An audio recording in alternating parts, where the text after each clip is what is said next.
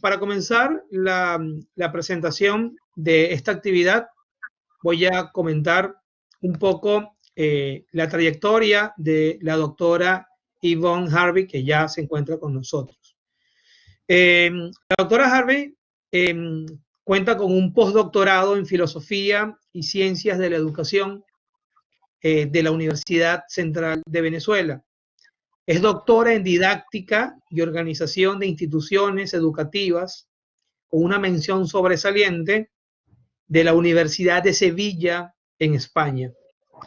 Cuenta con estudios de maestría en Educación, mención Tecnologías de la Información y la Comunicación, y es licenciada en Educación, mención Tecnología Educativa, mención sobresaliente, ambas de la Universidad Central de Venezuela. Yvonne, en estos momentos, ya nos va a contar un poco sobre su actividad dentro de la Organización de Naciones Unidas, siempre vinculada al área de educación, desde sus aportes más sólidos justamente en esta materia. Es para nosotros un lujo poder tener a una persona con esta trayectoria, que el día de hoy nos va a hablar justamente sobre la construcción de sílabos para experiencias de educación en el marco de la virtualidad. Y solamente como comentario introductorio les podemos comentar lo siguiente.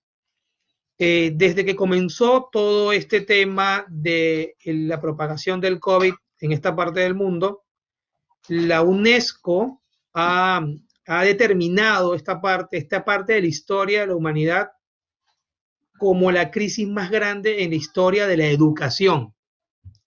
La Coalición Mundial para la Educación en el marco del COVID-19 es una iniciativa de la UNESCO y de diferentes organizaciones multilaterales, sector privado e iniciativas propias que están apoyando a conectar a los no conectados o a mejorar justamente las experiencias de formación en estos escenarios. Estamos viviendo momentos muy complejos donde, a pesar de las cosas, tenemos que ver e identificar el lado positivo a favor justamente de los procesos de enseñanza y de aprendizaje. Y para eso, la doctora Yvonne Harvey, gran amiga, a quien tengo la fortuna de conocer hace muchos años, el día de hoy nos va a contagiar de la mejor manera posible con toda su experiencia en el marco de la virtualidad, que nos va a servir como punto de referencia para saber que no estamos solos y que este camino de la virtualidad que se ha potenciado en las últimas semanas se ha convertido en la nueva normalidad. Entonces, es para nosotros un gusto, a nombre del doctor Eduardo Rubio, director de la Oficina de Educación Continua de la Universidad Ricardo Palma, Yvonne, tenerte con nosotros y estamos atentos para apoyarte en la moderación de esta actividad. Muy buenas noches a todos, por favor, bienvenidos. Adelante, Yvonne. Gracias, muchísimas gracias. Bueno, para mí un verdadero honor estar esta noche acá con todos ustedes y definitivamente son estos los espacios los que nos van a permitir seguir creciendo, aprendiendo y generando estas nuevas dinámicas a las cuales, pues bueno, estamos en el proceso de acostumbrarnos, de ir haciendo las partes de nuestra cotidianidad y, por supuesto, tener la posibilidad de seguir generando e innovando en los espacios donde nos podamos encontrar. Pues agradecida por la presentación de mi gran amigo y colega Rafael. Ciertamente en los actuales momentos me encuentro trabajando como voluntaria nacional de Naciones Unidas en el proyecto especial Bicentenario y tuve el honor, además de el año pasado, ser parte de la experiencia de formación de los voluntarios de Lima 2019. Estuve a cargo de lo que fue el desarrollo de toda la propuesta formativa virtual, donde capacitamos a más de 27.000 ciudadanos nacionales e internacionales, realmente un hito en lo que ha sido los procesos de e-learning acá en el Perú y podemos decir con toda la seguridad de Latinoamérica. Así que para mí, por supuesto, un verdadero honor estar aquí esta noche compartiendo con ustedes. Bueno, parte de lo que vamos a conversar en la noche de hoy tiene que ver con esto del diseño de los sílabus en experiencias de formación virtual, ¿ok? Y para ello vamos a trabajar como con tres grandes dimensiones. La idea, por supuesto, en esta primera parte es poder ir generando un espacio de discusión teórica y, por supuesto, si en algún momento de la discusión quieren intervenir, lo podemos hacer. No veo en este momento el chat, pero podemos, por supuesto, al final vamos a tener un espacio para poder hacer ese intercambio de saberes entre todos. Entonces, la primera dimensión que quiero abordar tiene que ver con comprender los actuales escenarios educativos con estas tecnologías de información y la comunicación, y particularmente en educación superior, por supuesto, porque bueno, es el espacio al que apunta la universidad, pero estas características que vamos a trabajar en la noche de hoy pueden ser aplicables a cualquier escenario que implique procesos formativos, ¿no? Luego tenemos establecer lo que es la importancia de la construcción de los sílabos como documentos orientadores del proceso educativo. Y por último, vamos a hablar un poco de cuáles son los retos y tendencias que tenemos del proceso educativo y cómo los podemos gestionar desde una visión innovadora. Por supuesto que al oír hablar de estos actuales escenarios con las tecnologías, tal y como lo decía Rafael, estamos viviendo una de las más grandes crisis mundiales con relación al tema educativo.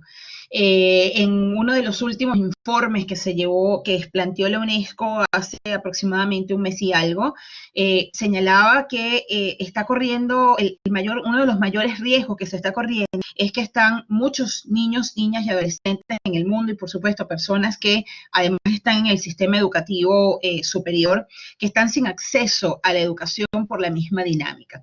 Y si bien es cierto, muchos de los países a nivel mundial han generado toda una dinámica para poder pasar a esto de la llamada educación a distancia.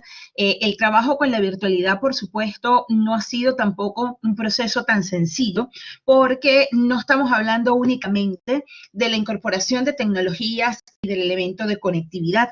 Hay todo un conjunto de factores que para quienes tenemos años trabajando en el tema de tecnología educativa, son discusiones que se han venido desarrollando a lo largo de la historia con el tema de la incorporación de las tecnologías y que por supuesto está apuntando principalmente al elemento de la persona, ¿ok? Más allá del tema de los dispositivos y herramientas. Y es por eso, cuando hablamos de estos escenarios, es importante verlo desde sus tres grandes dimensiones, porque bueno, cuando hablamos de estas tecnologías de información y comunicación, muchas veces lo primero que le viene a la mente a la mayoría de las personas tiene que ver con esto del hardware y del software, ¿no? Pero esa tecnología tiene que ser vista no solamente como esas herramientas o dispositivos, sino también con el nivel en que nosotros entendamos el elemento de la satisfacción de necesidades. La tecnología en su esencia, en su significado etimológico, y que yo siempre suelo compartirlo cuando comienzo a hablar de estas temáticas, la tecnología no es más que la reflexión de la técnica y es todo aquello que permite y apunta principalmente a la satisfacción de necesidades, ¿no? Y por supuesto, cuando hablamos de estas tecnologías, está cargado de una característica que marca una distinción bien importante y tiene que ver con el elemento de la inmediatez, ¿ok? Y yo además agregaría aquí el elemento de la digitalización. ¿Y por qué digo esto? Porque ciertamente al tener una sociedad basada, por supuesto, en una economía del conocimiento y en donde este conocimiento tiene un valor económico, político, social y cultural, la manera en cómo accedemos y pensamos en ella, por supuesto, cambia la dinámica en cómo nosotros vamos generando en nuestro contexto. Y cuando hablamos, por supuesto, de la información, estamos hablando de nuevos objetos de estudios a los cuales estamos teniendo acceso, grandes cantidades de información y lo podemos visionar con toda esta situación que nos está generando, que además requiere, y en este punto siempre es importante recordar que esta característica de las grandes cantidades de informaciones está obligando a la ciudadanía a repensar la manera en cómo estamos gestionando esta información, qué de lo que tenemos a nuestro acceso es real, qué es cierto, qué competencias estamos desarrollando, sobre todo dentro de los espacios educativos, qué competencias estamos desarrollando no solamente los estudiantes en su proceso de aula, sino también todos los actores que estamos involucrados en esto, ¿no? Y por supuesto, cuando hablamos de la dimensión de la información, cuáles son estos nuevos formatos mediales que tenemos a la disposición, que no solamente se quedan en el lenguaje de lo escrito, a lo que estábamos acostumbrados hace muchos años, sino a todo este desarrollo del lenguaje icónico y audiovisual que nos obliga, por supuesto, a estructurar también nuevas formas de pensamiento.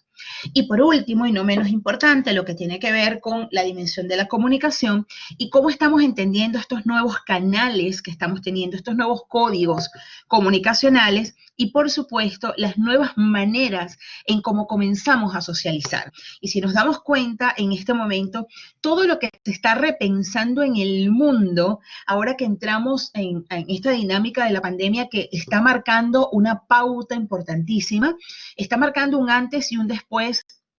Y Rafael y yo hemos tenido la oportunidad de estar en distintos espacios en estas últimas semanas donde hemos sido invitados en algunas conferencias. Hay una realidad a la que tenemos que comenzar, ¿no? Y que pone a prueba todo lo que tiene que ver con la capacidad como estamos dando respuesta ante las situaciones, la manera en que nos vamos a comenzar a ver frente al mundo y, por supuesto, un elemento sumamente importante que tiene que ver con la visión que estamos teniendo de, en la medida en que yo como individuo y ser humano me cuido al que está a mi alrededor. ¿Ok?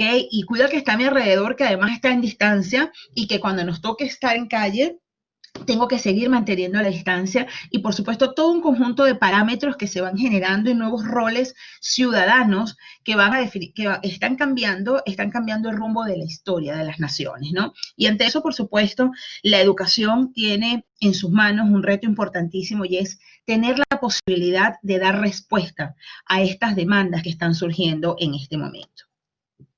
Y, por supuesto, estas características generan una redimensión de los escenarios educativos y estamos hablando entonces de las diversas modalidades educativas, de las nuevas maneras como comenzamos a gestionar estos procesos innovadores, nuevas herramientas, la web 2.0, 3.0 o el infinito que podamos estar denominándolas, estas nuevas metodologías de trabajo que están haciendo pensar, por supuesto, además, las normativas, las leyes en cómo se están llevando a cabo y las nuevas maneras, por supuesto, de comunicarnos, de informarnos y socializar a través de estos espacios. Y, por supuesto, esto va impactando de manera directa todo lo que tiene que ver en una primera instancia con las instituciones y organizaciones educativas, con las políticas, el currículum, el diseño instruccional, la enseñanza y el aprendizaje y, por supuesto, y lo más importante, los distintos actores educativos, que ya no solamente estamos hablando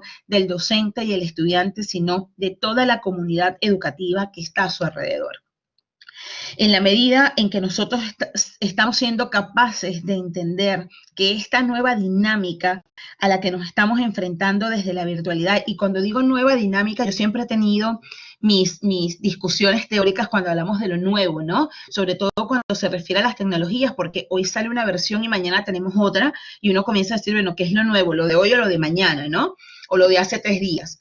Entonces, este tema de lo nuevo, para algunos, o para muchos, para no caer en particularidades, para muchos ciudadanos se está convirtiendo en una cosa novedosa. Estamos viendo todo un auge en las empresas, organizaciones, en las instituciones educativas, de hablar el tema de la virtualidad y sería injusto no decir que a nivel mundial muchísimas organizaciones desde hace muchísimo tiempo vienen generando políticas públicas internacionales y nacionales en las que la incorporación de estas tecnologías ha sido un eje transversal, ¿ok?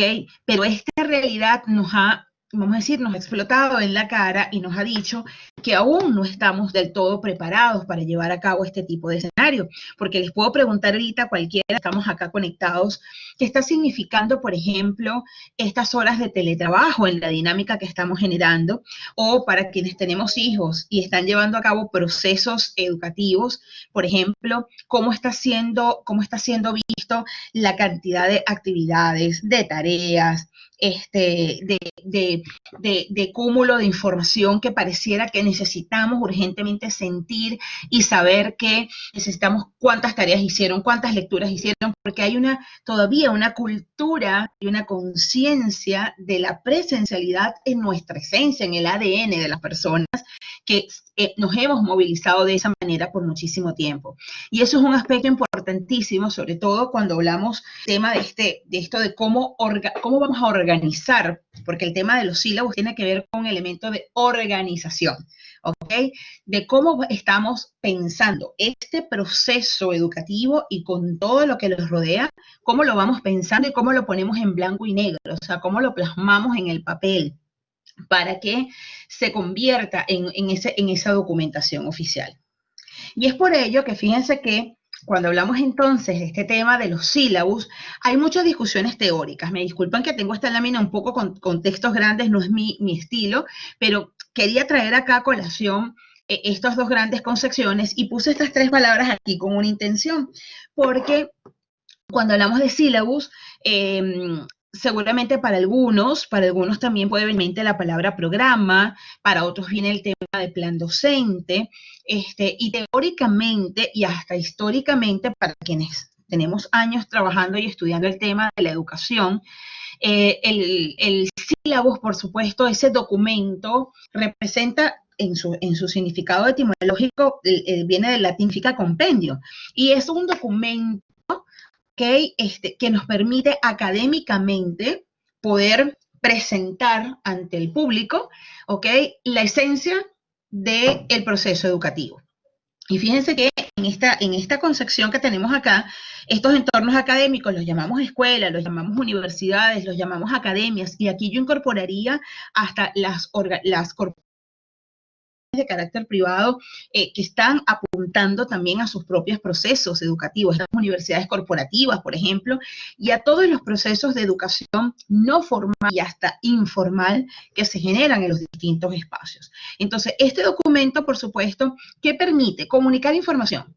¿Okay? Cuando nosotros tenemos el sílabus, es esa comunicación de información. Y cuando imaginémonos los escenarios, cuando les toca migrar, como nos ha tocado a muchos, es llevarte, bueno, ¿cuáles son los programas de las asignaturas que tuviste?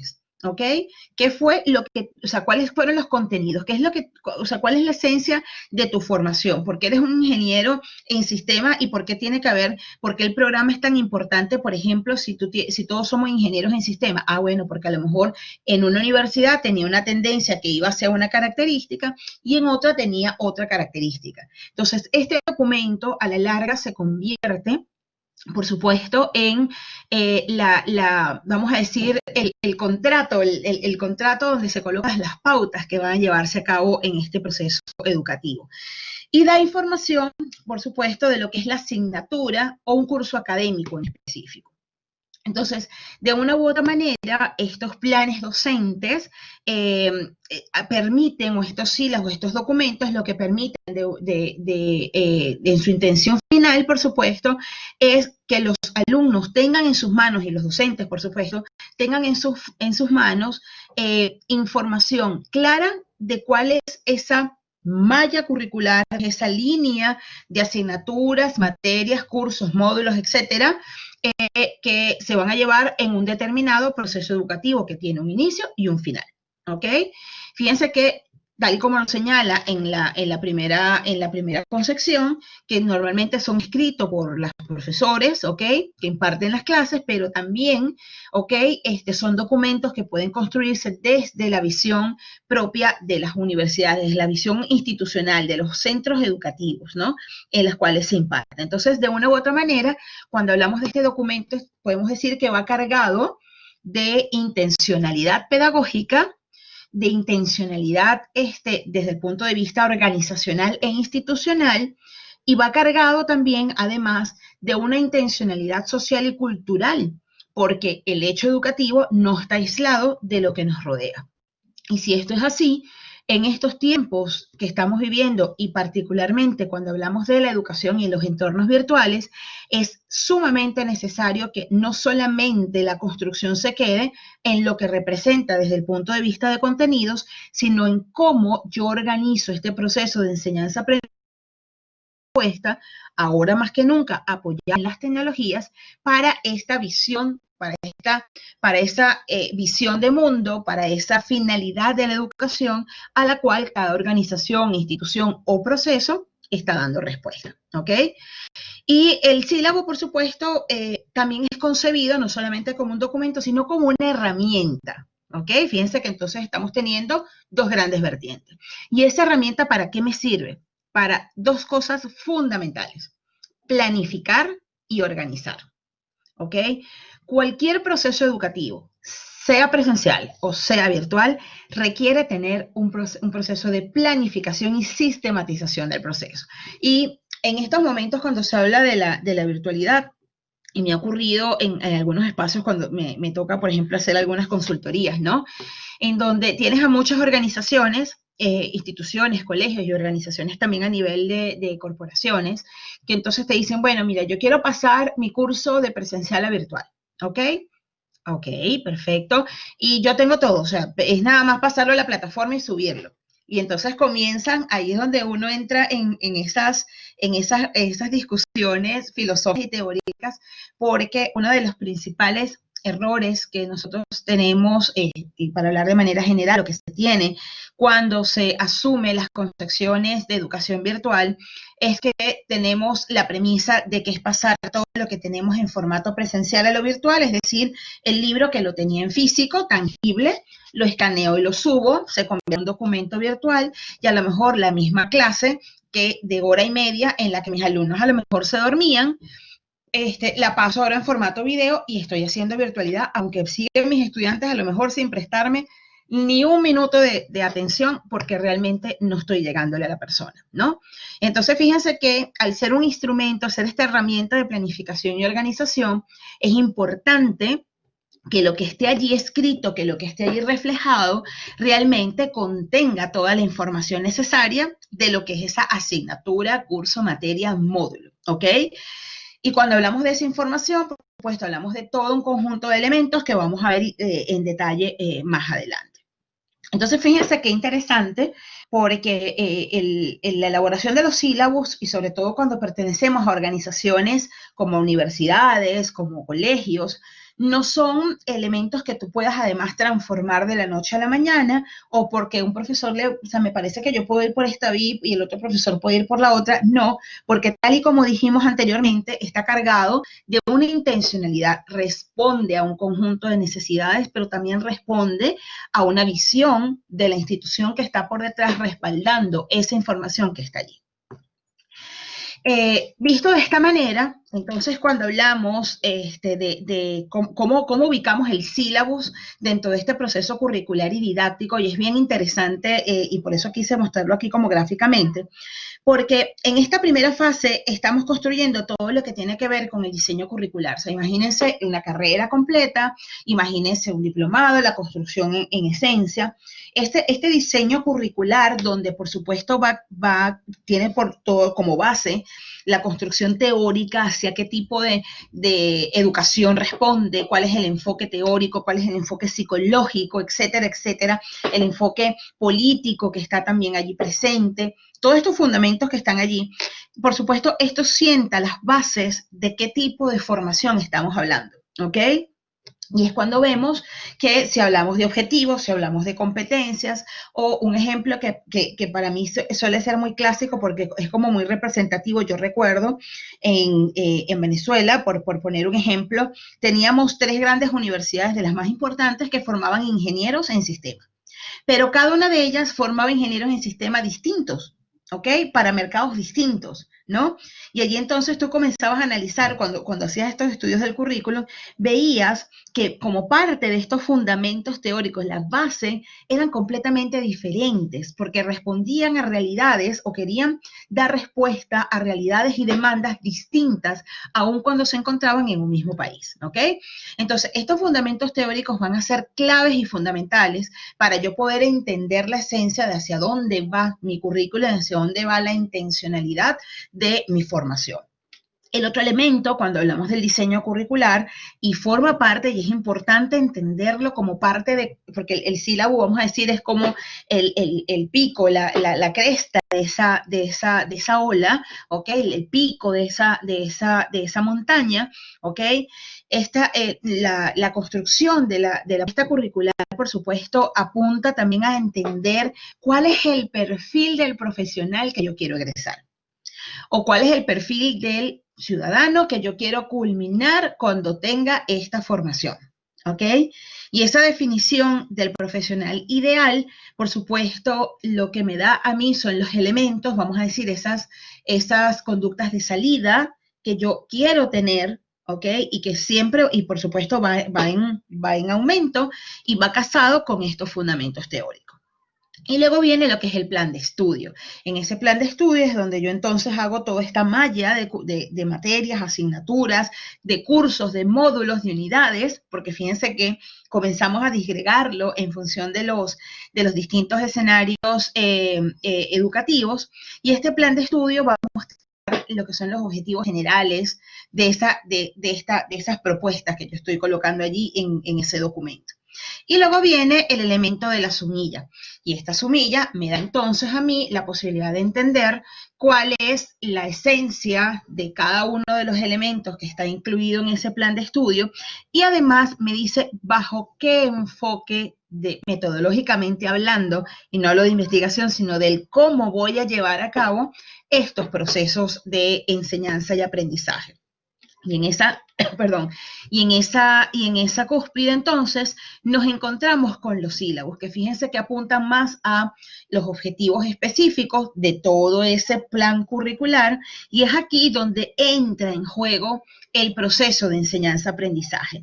Fíjense que tiene el elemento de la evaluación acá presente. ¿Por qué? Porque la evaluación no es solo la evaluación de los aprendizajes, sino también apunta a la evaluación del proceso como tal, desde que se construye la propuesta curricular hasta que se construye el documento del sílabo, y no menos importante, cuando se lleva a cabo el proceso de enseñanza-aprendizaje, que ahora viene cargado, por supuesto, viene marcado, mejor dicho, viene marcado de todo lo que tiene que ver con el elemento de estas tecnologías de información y comunicación y de esta nueva presencialidad virtual, en donde estamos buscando más espacios de encuentro, más espacios donde podemos estar allí como presentes generando estos procesos educativos.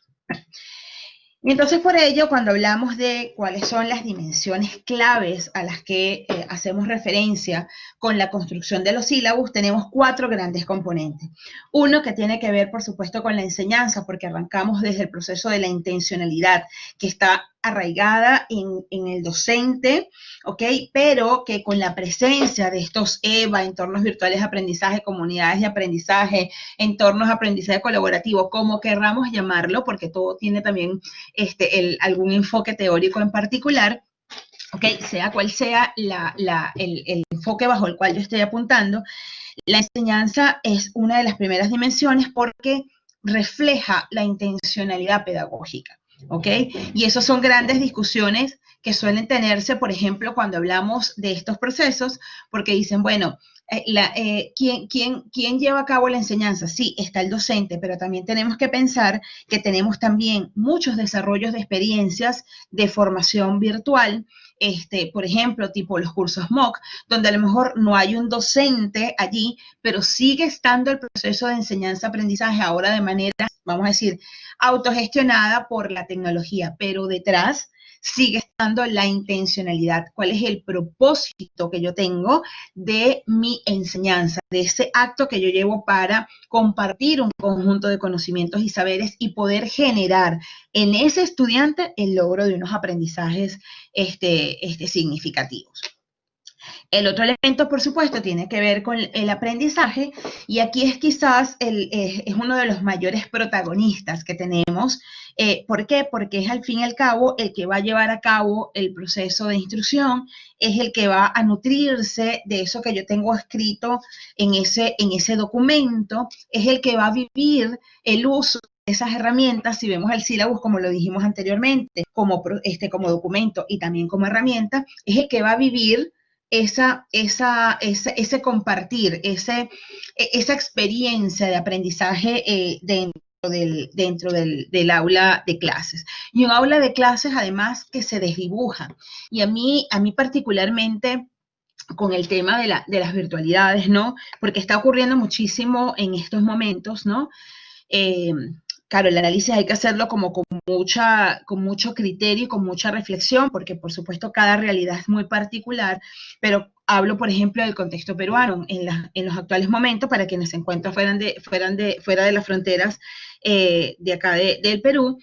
A nivel de educación básica, primaria, secundaria, el Estado, por supuesto, ha implementado una política de educación a distancia y se ha apoyado además en la televisión como un instrumento, ¿no? Y me recordaba, y Rafael, te debes acordar tú también de los buenos tiempos de muchos países latinoamericanos que formaron parte, por ejemplo, hace muchos años, de lo que era la Asociación de Televisión Educativa Iberoamericana, en donde Latinoamérica punteó durante muchísimos años. Estamos hablando los años 80, 90, punteó, no saquemos cuenta, por favor, de las edades, gracias, pero en los años 80, 90, donde muchísimos países a nivel latinoamericano generaron contenidos de televisión educativa bien interesantes, ¿no? Y aquí, por supuesto, de la mano con varias organizaciones se han sacado el programa Aprendo en Casa, donde se está haciendo educación a distancia, y era impresionante además el impacto que estaba generando, sobre todo a nivel de las provincias, ¿no? Que sigue siendo una realidad muy latinoamericana, donde por supuesto seguimos padeciendo problemas de conectividad, problemas de electricidad, de servicios básicos y de muchísima pobreza, porque además, si le suman las realidades de muchísimos años de estos países con la pandemia, el caldo que tenemos precisamente no es el más idóneo, pero no el imposible. Y ahí es donde yo siempre quiero resaltar el mensaje, ¿no? Porque de una u otra manera, tenemos a muchísimos ciudadanos y sobre todo muchísimos docentes que están queriendo innovar, que están reestructurando sus vidas académicas. O sea, esto les ha cambiado a más de uno la forma en cómo ha venido pensando su proceso educativo, pero se ha dado el permiso de hacer algo distinto, que no es perfecto, no, yo no puedo apostar en este momento que sea perfecto, pero aplaudible, y además con un enorme valor, ¿ok? Porque el cambio, por supuesto, comienza desde estos pequeños pasos, ¿no? Entonces, cuando hablamos, por eso les decía que cuando hablamos de este proceso de aprendizaje, es bien importante que comprendamos sobre qué estamos hablando, ¿no? Un aprendizaje que tenemos que repensar cómo lo hacemos experiencial, tenemos que repensar cómo lo hacemos significativo, cómo hacer, sobre todo para aquellos países, por ejemplo, como los nuestros, los latinoamericanos, que estamos acostumbrados al contacto físico, a ver qué cara puso el profesor, ¿será que le habrá gustado, no le habrá gustado? Y ahora enfrentarnos, como ahorita en este momento, nosotros pudiéramos estar de repente, si no estuviera pasando esto, a lo mejor en un auditorio, todo cerca, tomándonos una buena taza de café y luego dándonos un fuerte abrazo y felicitándonos por estar compartiendo estos espacios. Ahorita estamos acá, ¿ok? Haciendo nuevas formas, o sea, los espacios que se han convertido en oficina, casa, y salón de clase, ¿ok? Y donde seguimos, por supuesto, enfrentándonos a estos nuevos retos, ¿no? Entonces, en este aprendizaje, por supuesto, yo creo que además incluiría al proceso de aprendizaje, de eternos aprendices de los docentes, porque siempre yo he dicho que cada experiencia, en mis casi 20 años como profesora universitaria, puedo decir que cada vez que inicio un proceso de un curso o cualquier experiencia, para mí es un proceso de aprendizaje, porque es el contacto con el otro, con un ciudadano que tiene cada uno una particularidad muy, muy única, y que definitivamente nos obliga entonces a que esto que nosotros comenzamos a diseñar tenga sentido, ¿no?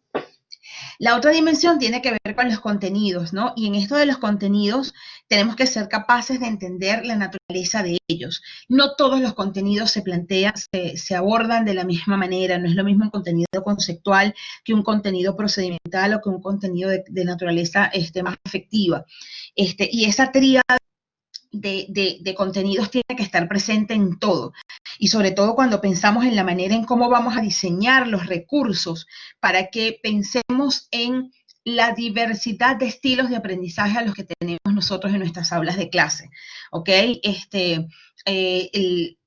Puedo decir además con muchísimo orgullo, el año pasado con la experiencia, por ejemplo, de Lima 2019, nosotros logramos una plataforma educativa 70% inclusiva y accesible, es decir, pensamos no solamente en que se viera bonita, ¿ok? Sino que pensábamos en cómo llegar a personas con discapacidad visual y que pudieran tener acceso a la información, cómo pensar en recursos que puedan ser utilizados por personas a lo mejor que tengan discapacidad visual y utilicen el software en sus máquinas y que puedan tener acceso, que puedas tener audio. ¿Por qué? Porque no todo el mundo aprende de la misma manera.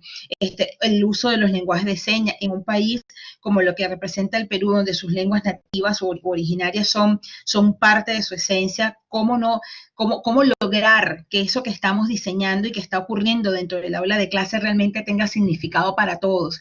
Y me robo, además con mucho orgullo, la frase de Naciones Unidas donde dice, siempre pensar en no dejar a nadie atrás. El reto es muy grande, por supuesto, y la barrera la tenemos bastante alta por toda la pandemia que estamos viviendo, pero insisto, por el simple hecho de los que nosotros estamos aquí el día de hoy, apunta a que queremos hacer cosas distintas, queremos seguir aprendiendo y queremos seguir implementando nuevas cosas y mejores cosas por lo educativo, ¿no?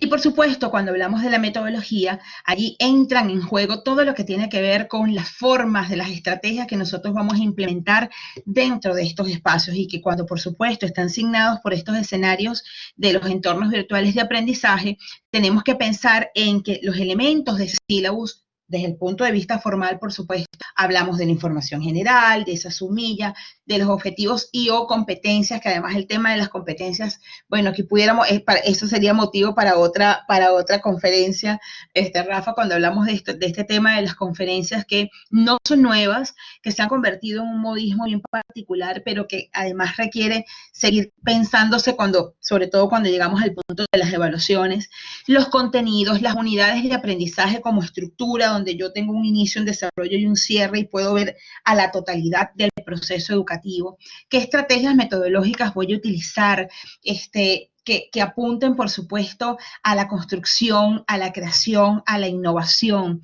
Ya estamos hablando de unos ciudadanos que tenemos en nuestras aulas de clase que aprenden de distinta manera y que consiguen en los espacios de la virtualidad tanta información posible, ¿no? No necesariamente, sobre todo con esta discusión que suele surgir muchísimo cuando habla de los nativos o de los inmigrantes digitales, ¿no? Yo creo que va mucho más allá, ¿ok?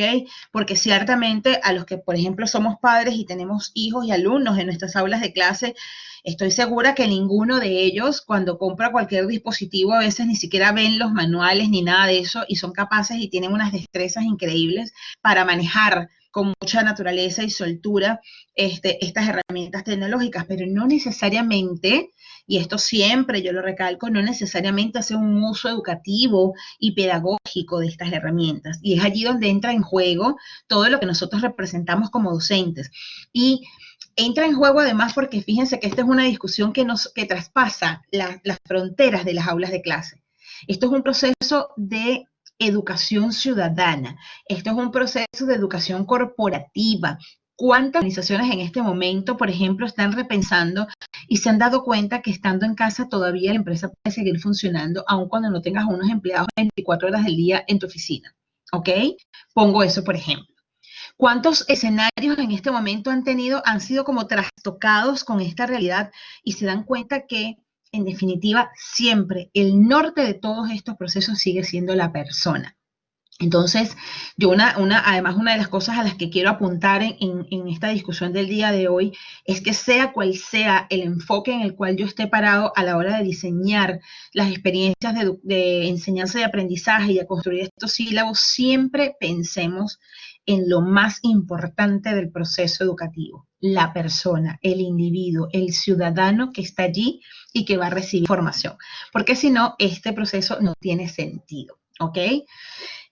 Y por último acá, entonces, como parte de estos elementos, tiene que ver con los equipos y materiales, que ahí entran entonces en juego también el reto de qué herramienta es la más útil.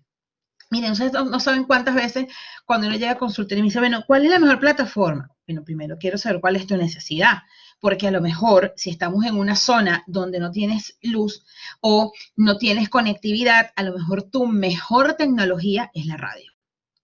O a lo mejor tu mejor tecnología es la televisión. O, ¿por qué no? Tu mejor tecnología sigue siendo la prensa. ¿Ok? Entonces, o más aún, sigue siendo tu pizarra y tu tiza o plumón. ¿Ok? Y allí pongo como ejemplo, cuando a veces se piensa que no se puede innovar teniendo poco, hay una experiencia, suelo yo nombrar muchísimo porque además creo que marcó un hito bien importante en los últimos años en lo que se refiere al tema de desarrollo de recursos educativos. Y hay un autor que se llama, es de matemáticas, se me fue el nombre, que él es un profesor colombiano que tiene el explicando las matemáticas, bueno, con su pizarra, con su plumón, su pizarra blanca, Julio Profe. Él es colombiano y él se convirtió en un momento de la historia, como por los años 2010, una cosa así, se convirtió en el segundo youtuber en Colombia después de Shakira. O sea, no solamente las caderas mueven ciudadanos y gente en las redes. Y se convirtió en youtuber enseñando matemática, ¿ok? Y él, el único instrumento que tenía era su celular, la pizarra y un plumón. Y les puedo decir que yo llegué a él por mis hijos, que estaban enseñando un proceso de división de fracciones, y él utilizó un método, y mis hijos llegaron a él buscando en internet su tarea, ¿ok? Y tuve la posibilidad, además, el honor de conocerlo en una oportunidad porque él viajó a Venezuela a dictar unas interesante, porque ahí es donde tú dices que a veces lo simple, lo sencillo, ¿ok? No necesariamente es malo, ¿ok? Y entonces creo que uno de los primeros ejercicios que tenemos que entender cuando hablamos de esta construcción de los sílabos y de cada uno de los elementos que tengo acá es que muchas veces pensamos que más, o sea, que con más herramientas, con más contenido, con más información, vamos a lograr más aprendizaje.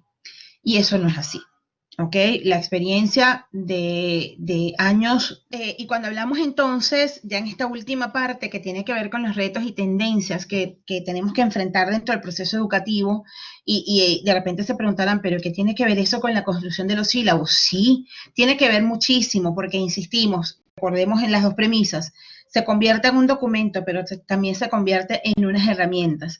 Entonces, los diseños a los que yo quiero apuntar de aquí en adelante con esta nueva dinámica de vida, porque esto transformó la vida, o sea, quien aquí siga pensando que vamos a volver a la normalidad, realmente que no sugiero que revise y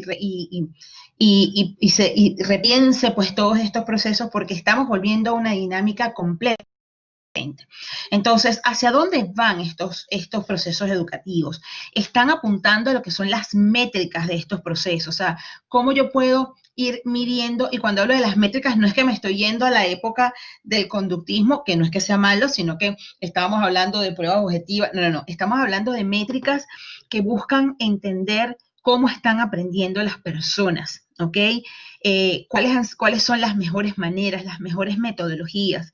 Otro elemento a lo que vamos con la tendencia tiene que ver con el rediseño de los procesos de enseñanza y aprendizaje, y los estamos viviendo, y parte de esta información la podíamos ver hace un par de años y decíamos, bueno, vamos a hacer eso, bueno, ya estamos, ya no es que vamos, ya estamos, ¿no? La dinámica nos arropó, la bola nos llevó, estamos aquí saliendo, ¿ok? Y tenemos que pensar en que estas van a ser las nuevas dinámicas de vida. Estamos hablando del desarrollo de recursos educativos abiertos, aspecto bien importante y tiene que ver sobre todo con la reutilización de lo que ya existe. No tenemos necesidad de inventar el agua tibia, como decimos por allí, ¿no? Si está allí y está a la disposición, simplemente cítalo y úsalo. Aprovecha lo que también otros han construido. Innova desde esas posibilidades y también, ¿por qué no crea cosas nuevas? Porque es parte de lo que nos toca, ¿no? Es entender los enfoques multidisciplinarios y aquí juega un papel importantísimo ahora el tema de la salud y la higiene. Van a ser premisas fundamentales en cualquiera de los procesos donde nos vayamos a desenvolver. La premisa de la salud, de la higiene, y yo le voy a agregar un tercer elemento de la ciudadanía, porque tenemos que aprender a ser mejores ciudadanos. De lo contrario, no podemos seguir adelante. Y además, entendiendo que bajo esa premisa de los enfoques multidisciplinarios, entender el tema de la sostenibilidad, ¿ok? Que lo vamos a ver aquí más adelante. Tenemos el elemento de la cultura de innovación. Es necesaria porque ningún proceso es acabado. De eso se trata la dinámica de los seres humanos, lo ha dicho, apuntando a generar espacios que la innovación como un elemento diferenciador. Las alianzas como generadoras de redes es fundamental. Aquí el trabajo no es solo. Aquí tenemos que comenzar a fortalecer aún más el trabajo de para todos y con todos, ¿ok? Y allí, por supuesto, va de la mano con los procesos de internacionalización y mundialización, porque definitivamente, y la dinámica en la que estamos es así, no solamente somos locales, sino que pertenecemos también a una dimensión global. Entonces, somos un aquí, somos un ahora, pero también formamos parte de un planeta, y un planeta además que nos está diciendo a gritos, ayúdame a salvarme.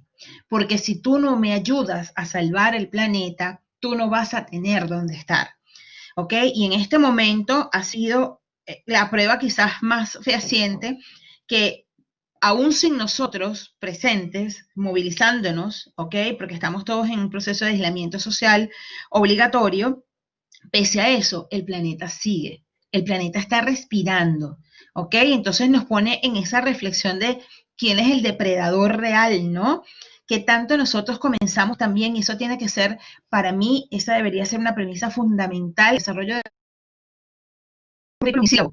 el elemento de sostenibilidad, ¿okay? Más allá, son una pieza fundamental y clave para lograr realmente las naciones que soñamos y merecemos, ¿ok? Y que pueda estar en equilibrio perfecto con lo que nos rodea. Y por último, cuando hablamos de esas constructoras de desarrollo social, tenemos que entender que los resultados de cualquier proceso educativo no deben quedarse únicamente en la obtención de un título o un certificado. Tienen que tener la posibilidad y el impacto de transformar lo que tenemos a nuestro alrededor. Si nosotros no somos capaces de seguir formando en ciudadanía, va a ser muy complejo realmente que nosotros podamos salir adelante ante cualquier realidad. Y es por ello que apuntamos, y esto es más un enfoque que comparto con ustedes y que hace línea de investigación desde... Perfecto.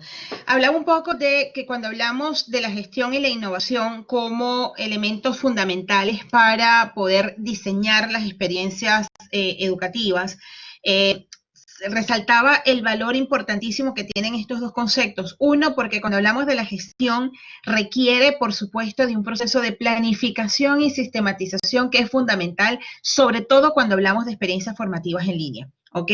Esos son claves para poder tener éxito en la experiencia. Y la innovación, por supuesto, como un elemento que además va a permitir marcar una pauta en las organizaciones. Y cuando hablo de las organizaciones, las hablo en su extensión más amplia, no solamente las educativas, las sociales, corporativas, los espacios de convivencia ciudadana y social a las cuales nos enfrentamos de manera cotidiana, ¿no?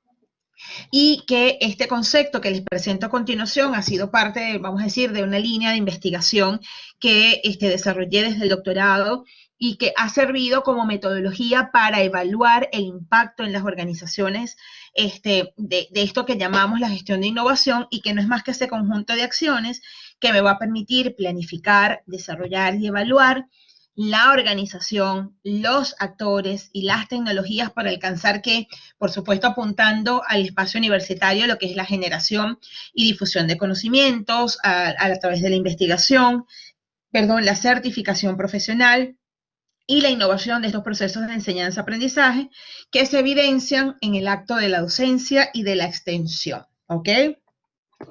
Y por supuesto, cuando hablamos de la importancia que está teniendo el sílabo, bueno, son múltiples y creo que las hemos ido tocando durante todo el discurso, pero principalmente nos va a ayudar a entender no solamente la intencionalidad a la cual va apuntando una asignatura, materia, carrera, etcétera.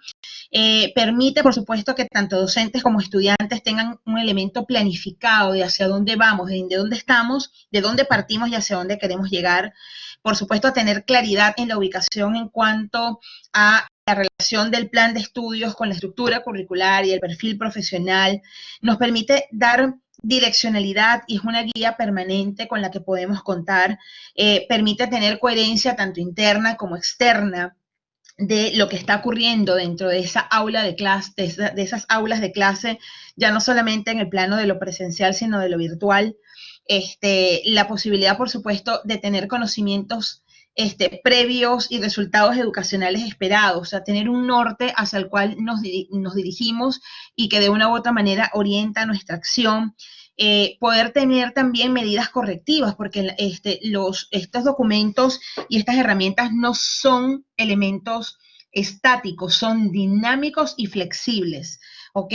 O sea, representan realidades y realidades humanas, y lo humano no es estático. Entonces, tenemos que entender también que son documentos que pueden ser adaptables y que pueden ser, por supuesto,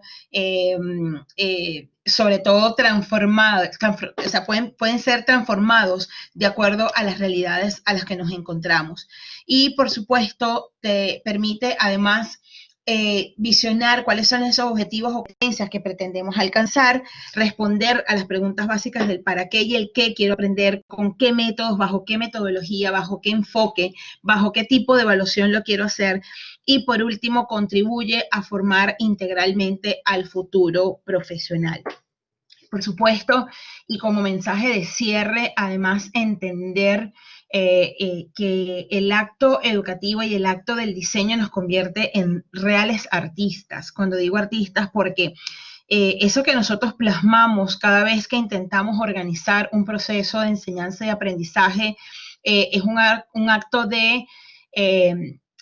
yo digo que hasta un acto de valentía, ¿no? Porque es la posibilidad de soñar con que puedo transformar almas a través de los espacios educativos. Y si hablamos desde los espacios virtuales, aún más, es la posibilidad de que los que están del otro lado, así como la noche de hoy, que podamos sentir que estamos allí presentes, que tenemos la posibilidad de transformar vidas, que tenemos la posibilidad de que cuando yo transformo esas vidas puedo transformar las sociedades. Y porque en este momento el mundo, el planeta, nuestro país, los países a los cuales pertenecemos, creo que tenemos una deuda importante y necesitamos ser nosotros mismos promotores del cambio, ¿ok? Sea cual sea la instancia en la cual nosotros nos encontremos. Así que, definitivamente el poder visionar estos retos a los cuales nos enfrentamos desde la virtualidad nos va a dar a poder seguir innovando y transformando los escenarios educativos y, por supuesto, darnos la posibilidad de hacer cosas nuevas, ¿ok?